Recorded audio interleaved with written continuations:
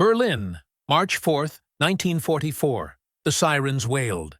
Luftwaffe pilots sprinted across the tarmac at Tempelhof Airfield, boots hammering the frozen ground.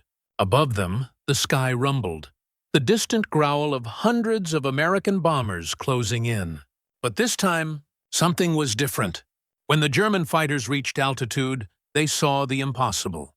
American P-51 Mustangs flying over Berlin. This is the story of the day the Luftwaffe realized the war was lost. The day the P-51 Mustang appeared over the heart of the Third Reich and shattered Germany's air defense strategy forever.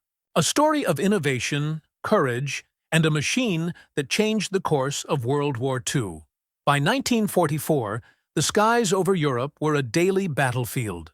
American B-17s and B-24s thundered toward German cities in massive formations, silver fortresses crawling through thin, cold air, engines roaring in unison. For months, this had been routine. German pilots knew the drill. The bombers always came with escorts, P-47 Thunderbolts or P-38 Lightnings, that would turn back once they hit their fuel limits. Then the Luftwaffe would strike. Over Germany, the bombers were alone. Easy prey. Berlin had always been safe from escorted raids. The math was simple. England to Berlin was over 600 miles one way. No American fighter could fly that distance, dogfight, and return. It was impossible, or so they believed.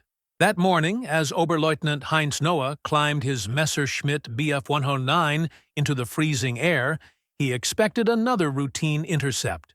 But as his formation reached 25,000 feet, he saw something gleaming among the bomber streams. Sleek, silver fighters dancing protectively around them. "We couldn't believe what we were seeing," he later wrote. American fighters. Over Berlin, it was impossible. We knew their range. And yet, there they were.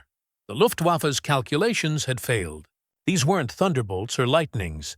They were something new, faster, longer-ranged, and deadlier than anything the Germans had faced. The P-51 Mustang had arrived. Originally, the P-51 wasn't anything special. Early models used the Allison engine, fast at low altitude, weak at high. Then came a revolutionary upgrade, the British Rolls-Royce Merlin engine. With that engine, the Mustang became unstoppable. It could climb higher, fly faster, over 440 miles per hour, and, most importantly, it could go farther. With drop tanks, it could escort bombers all the way to Berlin and back. Over 1,300 miles of combat range. German intelligence had dismissed the reports as propaganda. Impossible, they said. A fighter can't have range, speed, and firepower. But now the impossible was flying right over their capital. For years, Germany's air defense relied on a single assumption, that American fighters couldn't reach deep into the Reich. Once the escorts turned back, bombers would be helpless. But on March 4, 1944, that strategy died. German pilots now faced a nightmare choice: fight through the P-51 escorts and suffer crippling losses, or let the bombers reach their targets unopposed. Either way, Germany lost. At first, commanders hoped it was a fluke, a one-time mission. Maybe the Mustangs had refueled at a secret base, or the weather had helped. But within days, they appeared again. March 6th, March 8th, again and again. This wasn't an anomaly. It was the new reality. The first major engagement came on March 6th. Hundreds of American bombers, escorted by squadrons of P-51s, approached Berlin. The Luftwaffe scrambled everything it had: Bf 109s, FW-190s, desperate to stop them. The sky turned into a swirling, violent dance of fire and vapor trails. Tracer rounds arced through the cold air. Engines screamed. By the end of the battle, 69 German fighters were shot down. The Americans lost only 11. The kill ratio was over 6-1.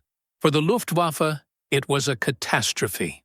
For the Americans, it was proof. Air superiority was shifting permanently. By spring 1944, The Luftwaffe was bleeding pilots faster than it could replace them. Veterans who had fought since 1940 were dying in droves. Their replacements were boys, barely trained, rushed through flight school with under 100 hours in the cockpit. Many didn't survive their first mission. "We were sending boys against men," remembered Major Georg Peter Eder, a German ace. "They didn't stand a chance." Meanwhile, American pilots had hundreds of hours of training before combat. They flew in squadrons of experienced leaders in aircraft that were faster, tougher, and had fuel to fight for hours. German aces soon found themselves hopelessly outnumbered and outflown. The P-51 didn't just win dogfights, it broke. Germany's war machine, with long-range escorts, American bombers could strike anywhere. Oil refineries, aircraft factories, ball-bearing plants. No target was safe, fuel production plummeted. Training flights were cancelled. New aircraft sat grounded for lack of gasoline. Every explosion over the Reich rippled through the German war effort. The P-51 had made strategic bombing truly strategic, precise, relentless, and devastatingly effective. By summer, American bomber losses had fallen below 2%. The Luftwaffe, once feared across Europe, was now fighting for survival. By late 1944, the Luftwaffe was a shadow of its former self. It still had brave pilots and advanced aircraft, even the revolutionary Me-262 jet fighter. But there were too few of them, too little fuel, and nowhere safe to fly from. P-51s escorted bombers right to the airfields where jets were based, strafing them before they could take off. Adolf Galland, the Luftwaffe's inspector of fighters, later said, "The day I saw Mustangs over Berlin, I knew the war was lost. Our air strategy was finished. There was nothing we could do." The numbers tell the story. In 1944 alone, over 13,000 Luftwaffe pilots were killed, more than in all previous years combined. The veterans who had once ruled the skies were gone, replaced by exhausted, frightened boys. The P-51 wasn't the fastest or the most agile fighter of the war. The Spitfire could turn tighter. The Me-262 could outrun it, but the Mustang could do everything well and go anywhere. It could climb, dive, fight, and still make it home. It was elegant, reliable, and deadly efficient. It didn't just escort bombers, it enabled victory. Because of the P-51, the Allies could destroy Germany's war industry, cripple its fuel supply, and clear the skies for D-Day. When Germany surrendered on May 8, 1945, it was no coincidence that the Mustang was flying overhead. March 4, 1944. The day the Mustangs appeared over Berlin was more than just a turning point in the air war.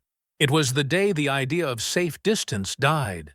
The day German pilots looked up and realized there was nowhere left to hide. From that moment on, every factory, every oil field, every rail yard in the Reich was within reach. The P-51 Mustang didn't just dominate the skies. It redefined what air power meant: speed, reach, and persistence. And as Adolf Galland later admitted, the Mustang was the best fighter of the war. Not because it was the fastest, not because it was the most maneuverable, but because it could do everything well and go everywhere. On that cold March morning in 1944, the impossible became real. And from that moment, the outcome of the air war, and perhaps the war itself, was decided. The day Mustangs flew over Berlin was the day Germany lost the sky.